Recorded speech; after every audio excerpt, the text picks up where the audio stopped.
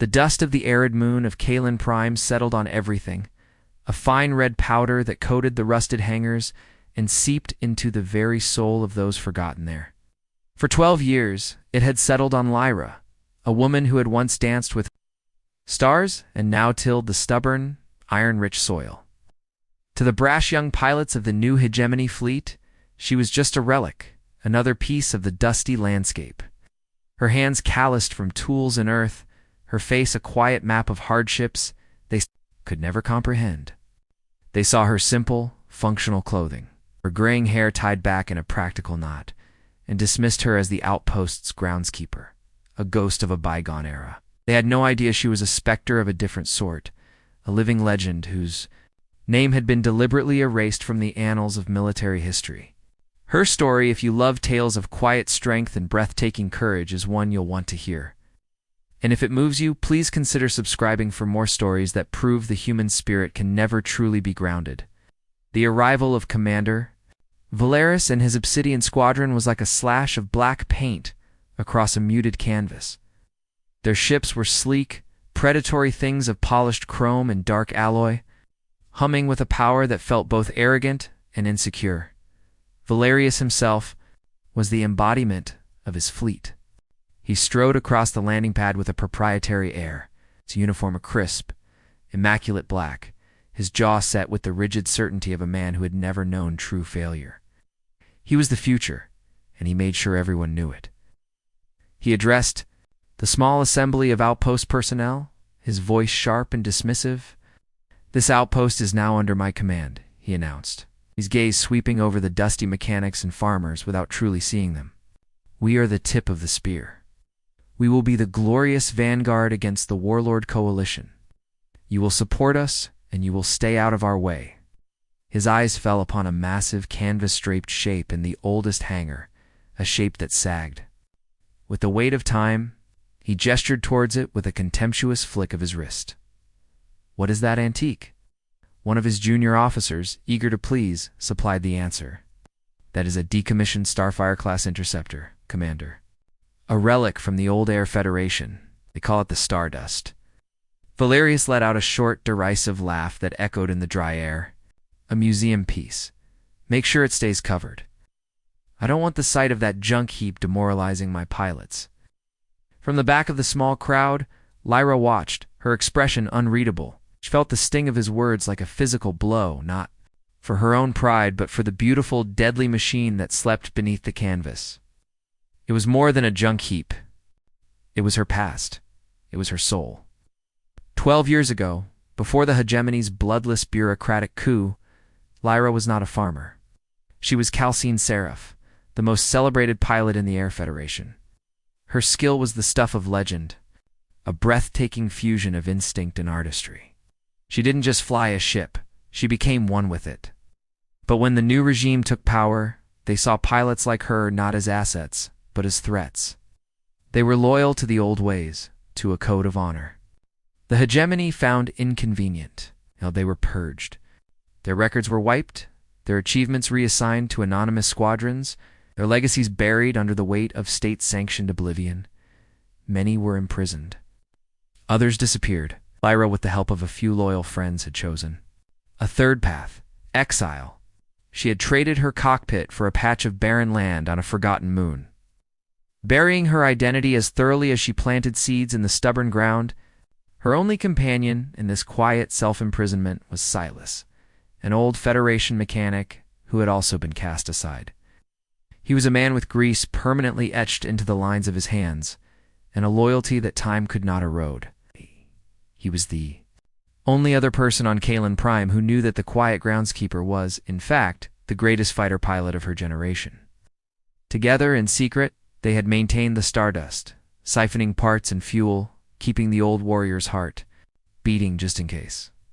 "You never know when the ghost might need to fly again," Silas would say, his voice a low rumble. Lyra would just nod, the silence between them filled with a shared history that the rest of the galaxy had been forced to forget. The arrival of Valerius was a harsh wind, threatening to blow away the dust and reveal the truths that lay beneath. As he and his pilots swaggered through the outpost, their laughter echoing with the hollow ring of untested confidence, Lyra felt a cold knot of dread tighten in her stomach. It was not fear for herself, but for them. They were flying towards a storm they couldn't see, and they had just mocked the one person who knew how to navigate it. Weeks passed, and the outpost settled into a tense rhythm. Valerius's Obsidian squadron ran drills with a loud, theatrical precision, their powerful engines screaming across the sky in perfect, sterile formations. They were a testament to the hegemony's philosophy, overwhelming technological superiority. Their ships were faster, their weapons stronger, their systems more advanced than anything the old Federation had possessed. Valerius believed this made them invincible. He held daily briefings in the main command center, his presentations filled with complex simulations and data streams that celebrated the infallibility of his machines. He spoke of the approaching warlord coalition not as a threat, but as a target. They are disorganized pirates, he scoffed to his pilots, who hung on his every word. Their ships are retrofitted freighters, their tactics are non-existent. We will shatter their fleet in a single, decisive engagement. It will be a glorious day for the hegemony. Lyra, who was often tasked with cleaning the command center, would linger in the shadows, her mop and bucket a perfect camouflage. She listened to his plans, and a chill deeper than the cold of space crept over her. He was catastrophically wrong. The warlord coalition wasn't a disorganized mob. They were cunning survivors who had thrived in the lawless outer sectors for decades. They didn't fight in open space. They used asteroid fields, nebulae, and planetary atmospheres as their weapons. And they knew the canyons of Kalen Prime, a treacherous maze of rock and wind that would shred any pilot who relied solely on navigation computers. Lyra knew those canyons like the lines on her own hands. She had flown them, trained in them, made them her sanctuary. She saw the fatal flaw in Valerius's strategy. He was planning a battle for the sky he wanted, not the sky he was actually in. Her internal conflict was a silent, agonizing war. To speak out would be to invite a death sentence. The hegemony did not tolerate dissent, especially from a relic of the old regime. Revealing herself would mean the end of her quiet life, and it would endanger Silas. But the alternative was to stand by and watch Valerius lead his squadron, his children full of arrogant fire, into an ambush. She saw their faces in the mess hall, boasting of the medals they would win. They were so young, so unaware of the difference between a simulation and the terrifying, chaotic reality of combat. The weight of their lives pressed down on her, heavier than any G-force she had ever endured.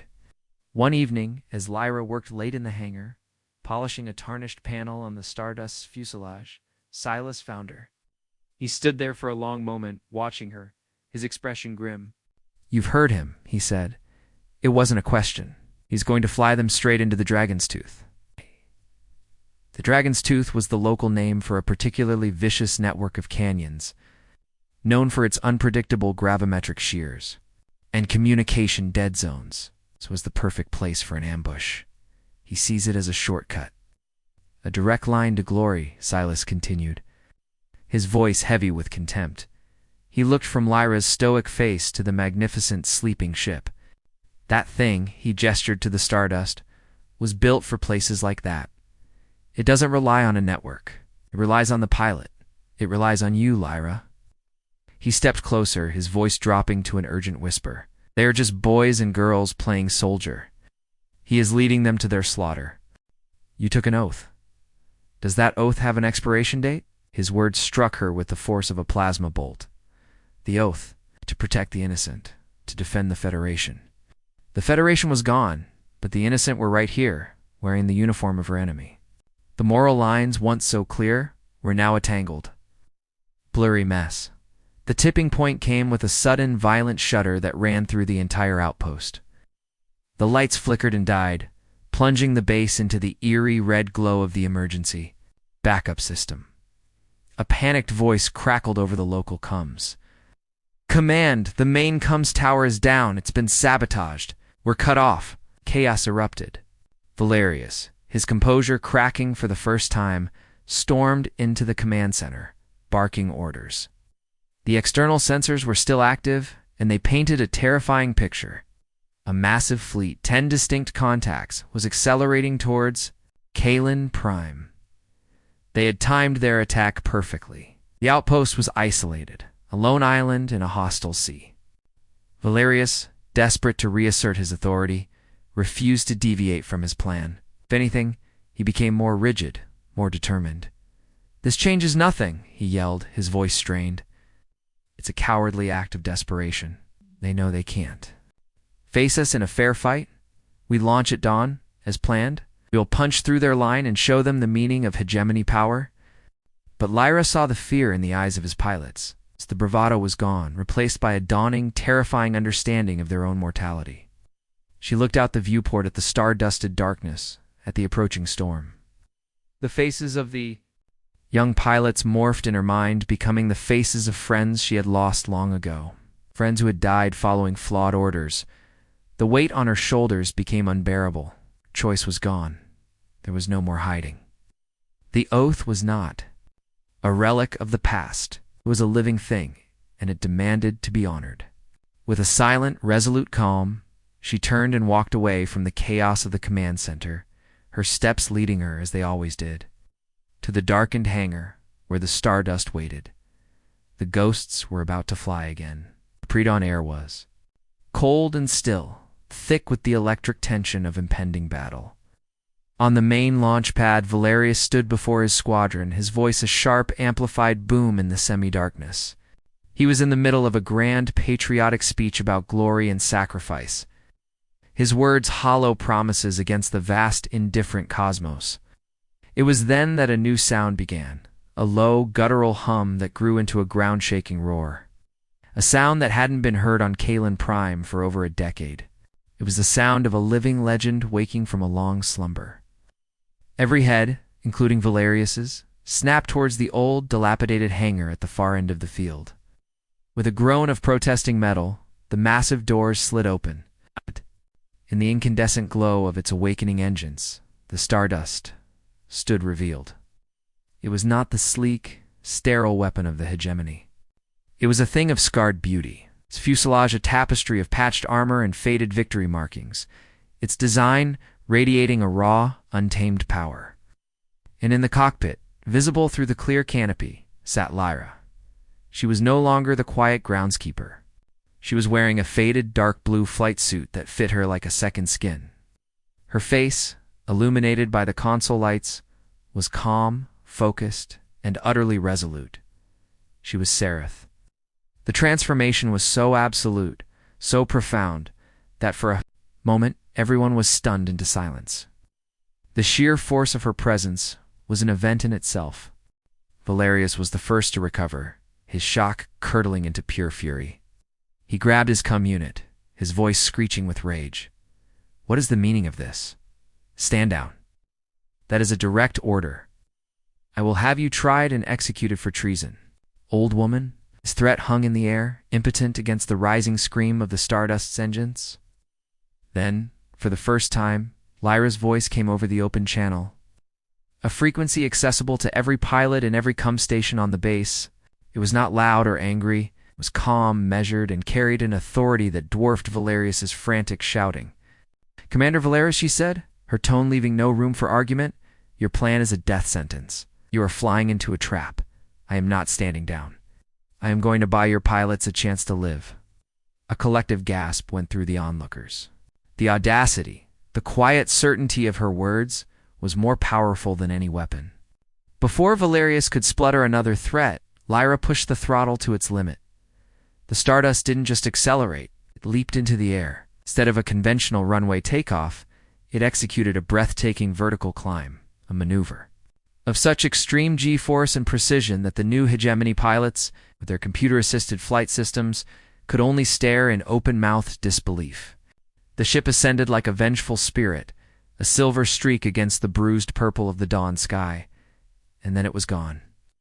Heading directly for the Dragon's Tooth, in the command center, the silent witnesses watched the main tactical display. Obsidian Squadron's neat green icons were still blinking on the launch pad. But a single new icon, a brilliant white, was now streaking across the map, closing the distance to the 10 red icons of the Warlord Coalition. The silence was broken, only by the frantic beeping of the proximity alerts. Valerius stood frozen, his face a mask of disbelief and impotent rage. His entire worldview, his belief in technological supremacy and the rigid hierarchy of command, had just been single-handedly shattered by a middle-aged woman in a flying museum piece. Lyra flew, not with the cold logic of a computer, but with the fluid grace of an artist. She plunged the stardust into the labyrinthine depths of the Dragon's Tooth, the canyon walls a blur of red rock just meters from her wingtips. This was her element. The complex navigation systems of the hegemony jets would have been useless here, overwhelmed by the gravimetric distortions and magnetic interference. But the stardust was an analog masterpiece. It responded to her touch, to the subtle shifts of her body, an extension of her own will. The Warlord Coalition fleet, flying in a confident, tight formation, entered the canyon mouth, expecting an easy path. They never saw her coming. She rose from a deep chasm like a predator from the depths, her cannons firing not in a sustained barrage, but in short, precise bursts. She didn't target the heavily armed escorts. She targeted their lead command ship's communication array. A flash of light, a puff of vaporized metal, and the enemy's central command was blinded and deafened.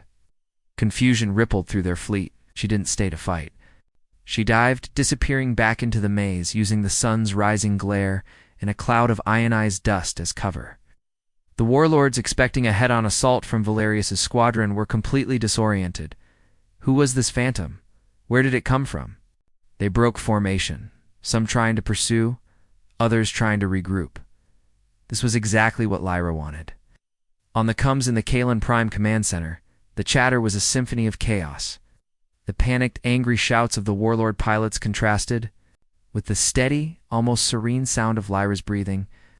She was a ghost in their machine, a whisper in their ears, her presence sowing discord far more effectively than any missile could.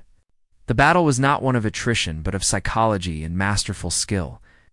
She was a shepherd, herding a pack of startled wolves, turning their strength into a weakness, their numbers into a liability. The young pilots of Obsidian's squadron listened, their earlier arrogance replaced by a profound, humbling awe. They were hearing a master at work, a living embodiment of a kind of flying they had only read about in redacted history files. Were witnessing the dance of the stardust. The chaos Lyra sowed among the Warlord Coalition was the turning point. Their once cohesive fleet was now a scattered, panicked mob, their command structure shattered. They were blind, leaderless, and fighting shadows in a canyon that had become their tomb. This was the moment. This was the opportunity she had created. Her voice, still unnervingly calm, cut through the static on the squadron's private channel. Obsidian leader, this is Seraph. The enemy is in disarray. Our vanguard is exposed. I am painting a target on their primary weapons frigate. Your window is now. In the command center, everyone looked at Valerius. His face was pale, his bravado gone, replaced by the stunned realization of his own near-fatal hubris. For a long moment, he was silent, the weight of his pilots' lives. A weight Lyra had just lifted from his shoulders, crashing down on him. He took a breath, and when he spoke, his voice was hollowed out, stripped of all its earlier arrogance. Obsidian. Squadron. Launch. Follow Seraph's lead. The words were an admission of defeat, an act of surrender, and paradoxically, the first true act of leadership he had shown. The hegemony jets roared to life, lifting off not with the swagger of conquerors, but with the focused humility of students. They followed the lone white icon on their tactical displays, their movements now guided by the calm, precise instructions of the ghost in the machine. It's Obsidian 2. Watch for debris on your port side. 3. Use the upper cloud bank for your attack vector. Do not pursue past the northern ridge. We box them in. We don't chase them down. They obeyed without question. The ensuing fight was short and brutally efficient. Guided by her unparalleled tactical awareness, Obsidian squadrons struck with a precision they hadn't known they possessed. The warlords caught between the Phantom in the canyon and the disciplined squadron above broke completely, the surviving ships fleeing back into the lawless void they called home. The Stardust landed back on the dusty airstrip, its hull scorched and blackened in places, a testament to the fury it had faced alone.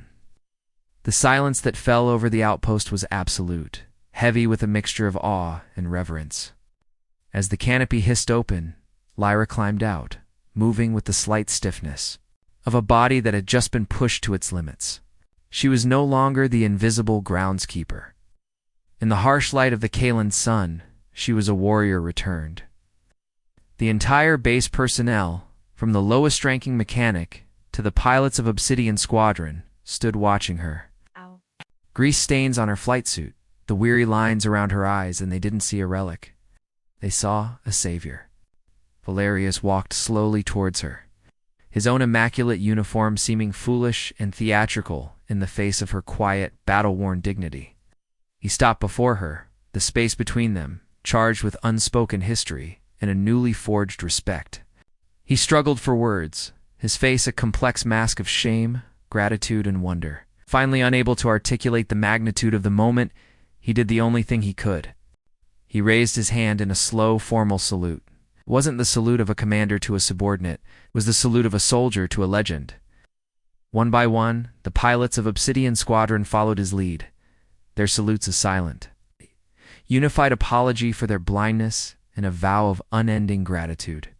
When communications were finally restored, the story of what happened at Kalan Prime spread like wildfire through the hegemony.